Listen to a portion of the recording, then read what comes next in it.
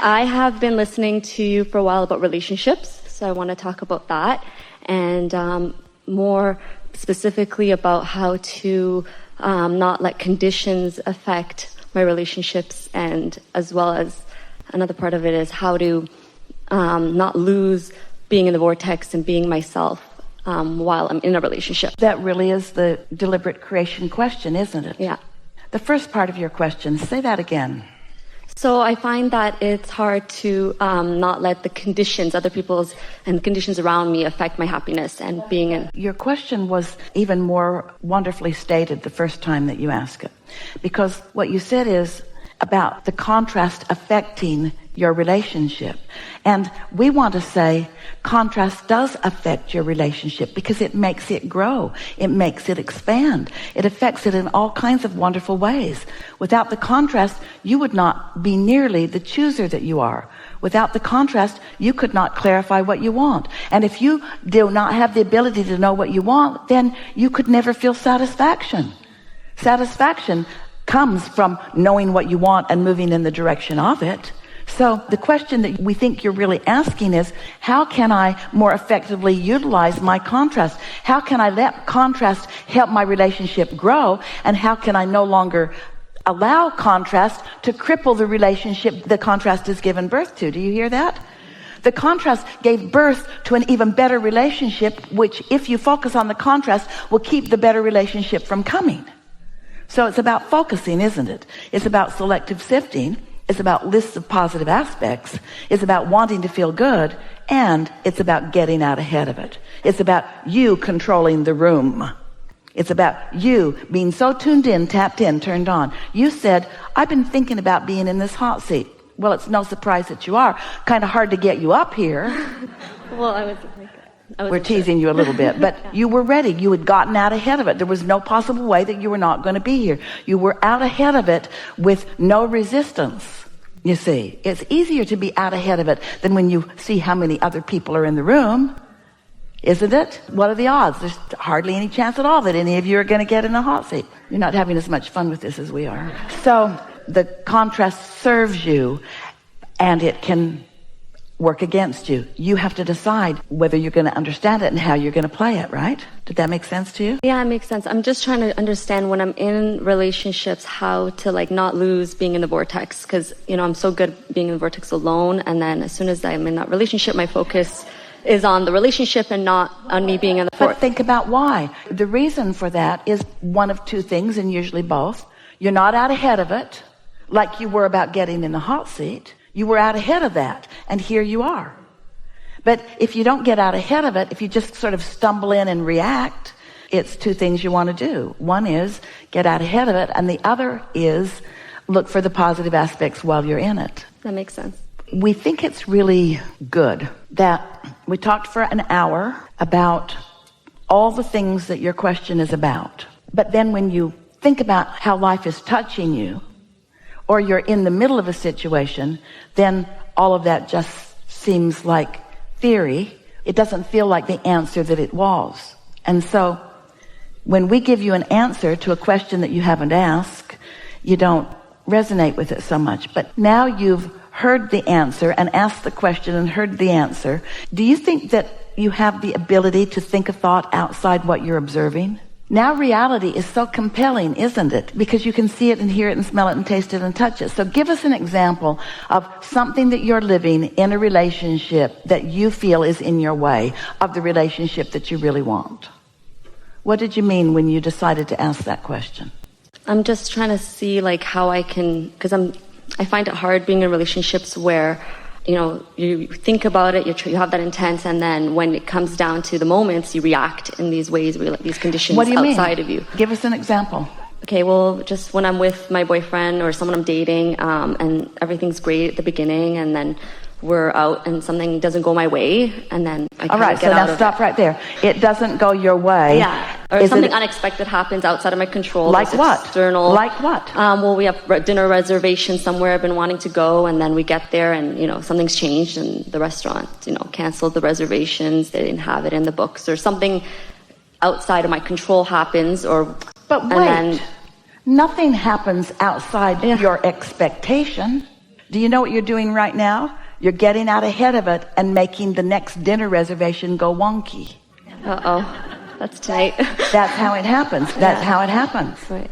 No, I believe that. Like, I can definitely see that when you put it out there, and I believe in the whole power of, attraction and putting it out there, but I find it's easier to like do when I'm alone and think it and manifest it, like being on the chair. But when I'm with someone else, whether it's even any relationship, but look at it this way. Did you hear us earlier say that we're not asking you to just tell your boyfriend, I'll go to dinner with you, but I will be meditating the whole time. Yeah. Or I can't go at all. I have to stay home and meditate. Yeah. We're not asking you to stop living your life. We're just asking you to tack onto it some daydreaming, some pre-paving. Do you live together? No. Before your boyfriend arrived, did you get out ahead of it by thinking things like, this is going to be a really nice night, and we're going to have a really nice time together, and we're going to feel the power of our co-creating, and I'm really looking forward to this? Or did you just get in the car and go? Well, at the beginning I did, but then I stopped doing that, and that's I stopped like imagining, all the great things, because then it becomes you do a lot of so you're answering and, your own question. Yeah. Abraham, if I don't do any of the work, what will happen? Yeah. Well, your life will suck. Yeah. Well, if I don't think thoughts on purpose, what will happen? Random thoughts will just cross your mind, and you'll just be creating by default. Well, I did tell him this morning, like, we can't talk because I need to get on the hot chair and, the hot seat. So that's getting out ahead of it. I was like, we're not. That's getting out ahead of it. Yeah. And so you had the experience of saying, I don't want to talk. And why was that? I don't want to junk up my energy. Yeah.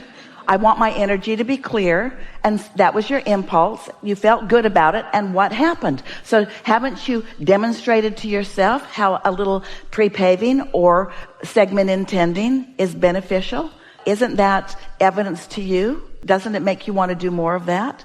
Esther's daughter Tracy, when she was in college, she was in California, and Jerry and Esther were in Arizona at the time, and then later in Texas. And Tracy worked at a 50s diner. And it was about the time that we began talking for the first time about segment intending. Recognize a new segment and make your statement to yourself of what you would like to have from it. And do it before it happens. Because if you wait until something happens, you've lost your power, because your observation of what's gone wrong is heavily in the mix. And so Tracy would tell her mother, it was a 15-minute drive. If on that drive, I just imagine that I'll get really good people will come to my tables, and I'll have fun with the cooks and the other waiters, I have the best night. But if I'm busy or on the phone or I forget to do it, then it's entirely different. She proved to herself the power of segment intending, the power of getting out ahead of it. And so it's not uncommon to discover your power and then get lazy about it, or discover your power and then let what is control. We get it. The reality that has already formed, that you can see and hear and smell and taste and touch, is compelling. It just sometimes has more resistance in it than you really want. You've trained yourself to be sifters of stuff, and you put things in piles all the time. It's like most everybody you know is a pile maker. And so you put the whole world into piles of, these people are in one pile and these people are in another pile. There's Republicans in a pile and Democrats in a pile, and on and on and on and on and on it goes. Scientists are in a pile and doctors are in a pile. And we know sometimes they're in more than one pile because they have more than one label. But you put them in piles, and then you stand in your pile, usually thinking that you're in the correct pile and that everyone else is somehow in a less than correct pile. And then you fritter your power away by your pushing against the piles. But the way your inner being, the way we see your world, is we see two piles.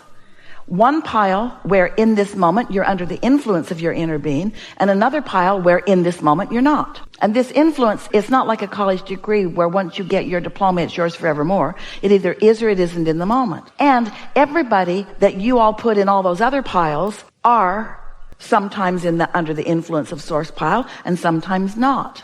There are Republicans under the influence of source and not. And there are Democrats under the influence of source and not. So if you begin regarding yourself that way, I'm under the influence of source or not, and I can tell by the way I feel which it is. And the more you practice getting out ahead of it. The more satisfaction you unearth for yourself and practice, identify and isolate and milk, then the easier it is to not have so many knee-jerk reactions to situations. Two things happen when you get out ahead of it. One is you get what you want, so there's nothing negative to respond to. The other is you don't get what you want sometimes, but it doesn't matter to you. You don't beat the drum of it. You don't sit there at dinner and complain about it or think in your own mind somebody should have been more on top of this. You find yourself being more alert to your vibrations and less alert to the outcomes.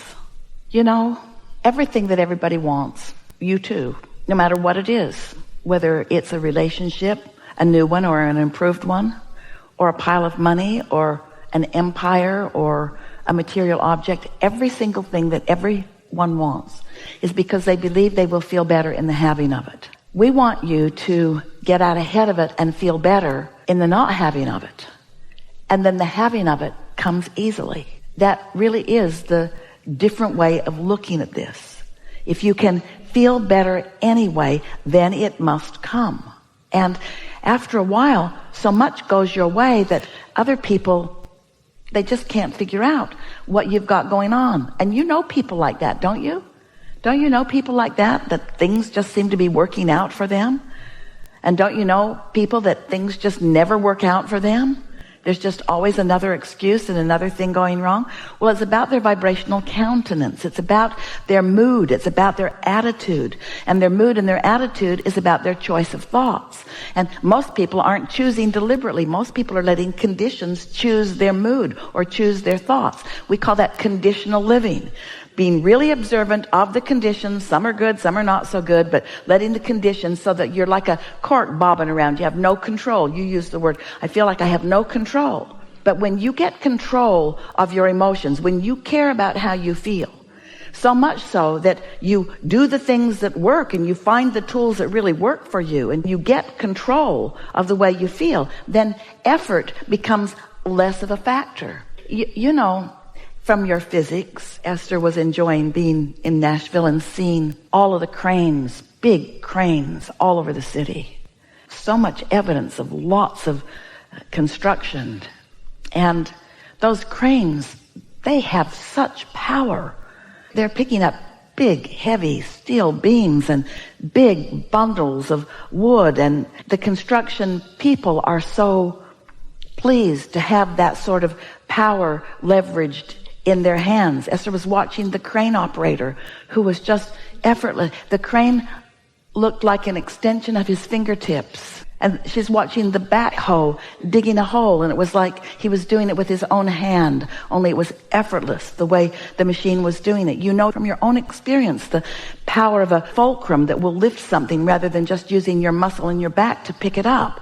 In other words, you know about leverage, and you utilize leverage all over the place in terms of your action. We're asking you to use real leverage, the leverage of the energy that creates worlds. We're asking you to tend to your own resistance, which puts you back in the action phase. In other words, do you want to pick up that big bundle of wood with your hands, or do you want to use a crane? And do you want to create your own reality by banging around and trying to get people to stop doing things that are bothering you? If you're living a conditional life, then the conditions need to shape up. Do you want to send out a mass announcement to the world with your picture on it? See me? When you see me coming, behave, because I want to feel good, and you all are doing a lot of things that are bothering me. Here's my list of what I need from you. That'd be hard compliance to accomplish, wouldn't it? Or you can get into alignment with your own dream, get into alignment with your own idea of a great relationship, and stop talking smack about your own relationship. Don't complain about it to other people. Don't complain about it to yourself. Because every time you do, you activate a vibration that keeps you from receiving the impulse that's being offered to you all day, every day. Everyone you know will rise or lower to your expectation. And your expectation is like a muscle. You got to practice it so that it's there. And once you hook in to this muscle of positive expectation that your source energy has, where you just know things are going to work out for you no matter what, you know that. You don't exactly know how it's going to happen, but you know things are going to work out for you. You just know it.